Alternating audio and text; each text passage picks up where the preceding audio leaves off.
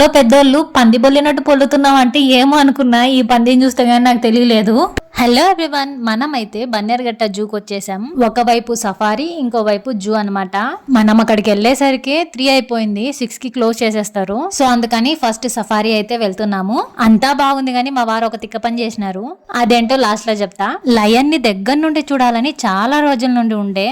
ఈసారి జూలో చాలా దగ్గర నుండి అయితే చూశాను. ఆరెంజ్ సినిమాలో జెనిలియా గారి లాగా మరీ కళ్ళల్లో కళ్ళు పెట్టి అయితే చూడలేదు. వీటికి ఏమని ట్రైనింగ్ ఇచ్చారో ఏమో గానీ వాకింగ్ చేయడం మాత్రం ఆపట్లేదు. ఇంట్లో పెద్దోళ్ళు పంది బొల్లినట్టు పొల్లుతున్నాం అంటే ఏమో అనుకున్నా, ఈ పందిని చూస్తే గానీ నాకు తెలియలేదు. పెద్దవాళ్ళు చెప్పే సామెతల్లోనే కాదు, తిట్టే తిట్లల్లో కూడా ఇంత అర్థం ఉంటదని ఇప్పుడు అర్థమైంది. ఇంతకీ మా వారు ఏం చేశారంటే, లయన్ జోన్ కి వచ్చేసరికి లయన్స్ 2 ఫ్రంట్ ఉండినాయి, ఆ తర్వాత సైడ్ వచ్చేసాయి అనమాట. ఆ లయన్ ని క్యాప్చర్ చేయాలని అక్కడే నిలబడి వీడియో తీశారు. బట్ వీడియో ఆన్ చేయడం మర్చిపోయారు. తర్వాత చూస్తే ఈ ఒక్క పిక్కే ఉంది. ఇట్లా ఉంటది మరి హస్బెండ్స్ తో.